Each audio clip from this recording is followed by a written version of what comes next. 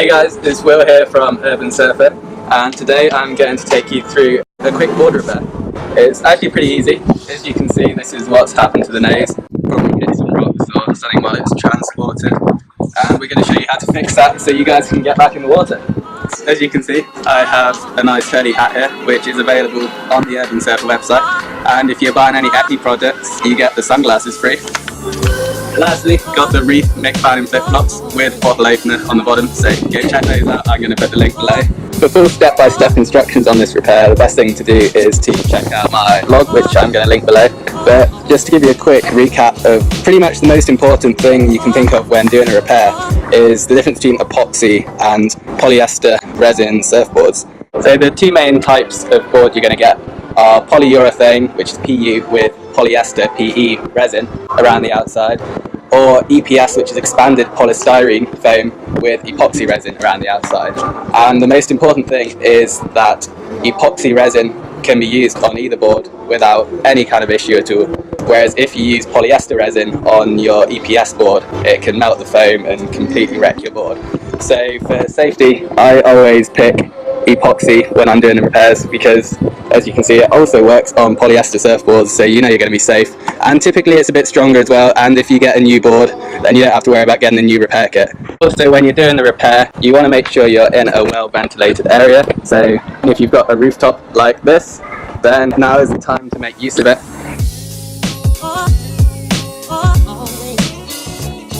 And it also says on the packet that this stuff cures best around 18 degrees Celsius or above. So as you can see, we have a nice sunny day today, so we've got the perfect conditions to start repairing your board.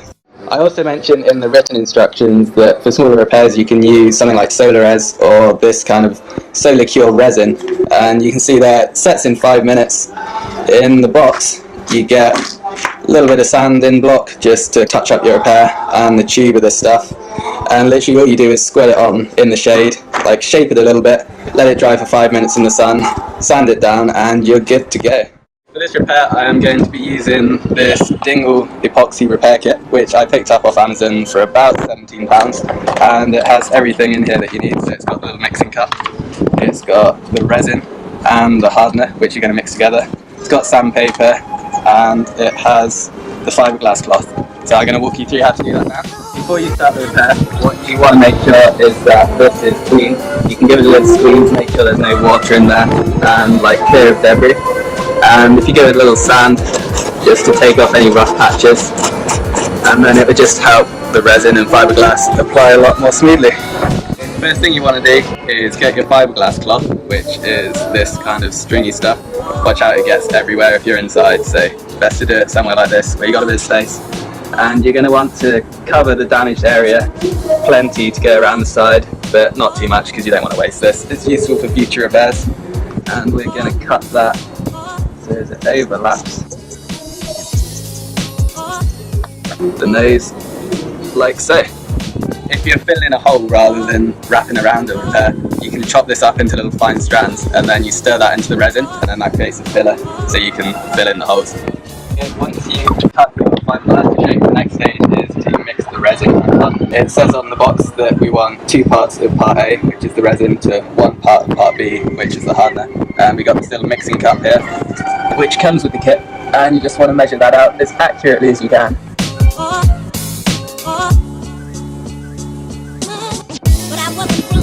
And then if you use this little stirrer, give that a stir nice and slowly until all the bubbles are gone. Right, once you've mixed this, you've got about half an hour to work with it, so there's no huge rush, but don't hang around. Also pretty useful, just have some toilet roll or some kind of tissue with you, because it can get messy and sticky. Okay, so you're going to want to spread a tiny bit of the resin just to cover the damaged area. Don't worry about getting it too accurate or dripping on the floor, that's fine. And then you get your fiberglass that you cut earlier and spread that round in the shape of the nose, like so.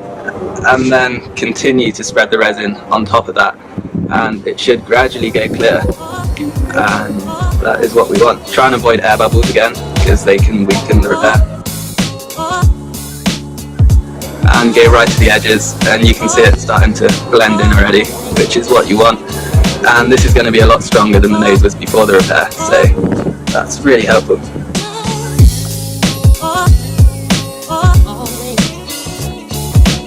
Don't worry about any excess, you can wipe that off at the end. Remember, we've still got half an hour to work with this, so there is no rush.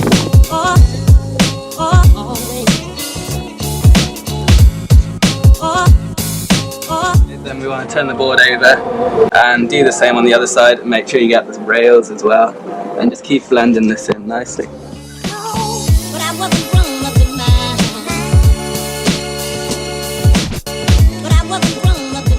See here, it doesn't quite wrap around nicely, so if you get the scissors from earlier, you just give it a little snip there, and that bit will fold down, and then this bit is all excess.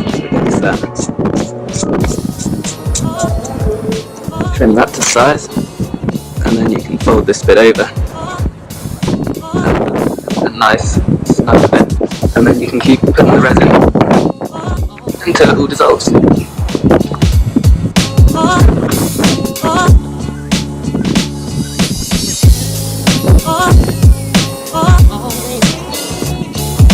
If you have a look closely, you can see that you pretty much can't see the seam between where we put the fiberglass cloth and where it blends in with the board, so if that's what you want, just make sure any little bits like this are all smoothed down.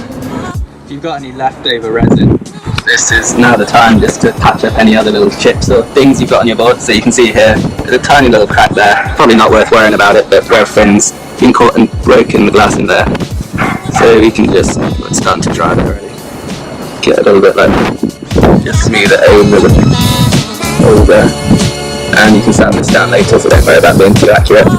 If I wasn't doing the big repair at the top, I'd probably use a solar resin, so something like solar res for this, just to touch it up there while we've made the mix. Might as well use up the rest of it.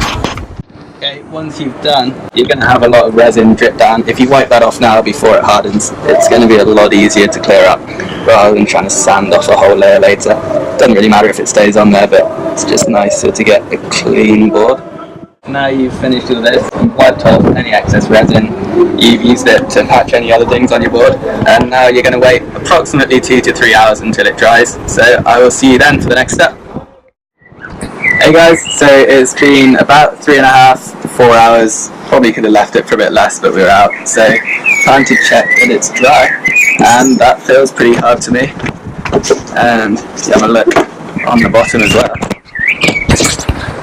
It's all rock solid, so now it's time to start sanding.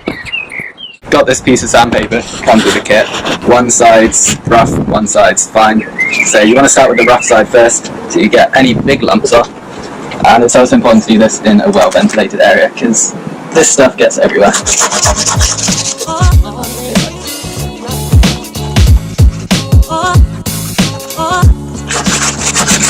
There's no real technique to this, you pretty much just keep going until it's all blended in. Like, it will surf fine, you probably wouldn't even notice if you didn't sand it at all, but it just finishes off the job nicely. Okay, so once you've finished sanding or got it down to kind of a level you're happy with, next stage is just get a bit of tissue or a cloth, get it wet, and wipe off any of the excess resin that's going to be all powdered on there from where you sanded it. And then you're pretty much good to go.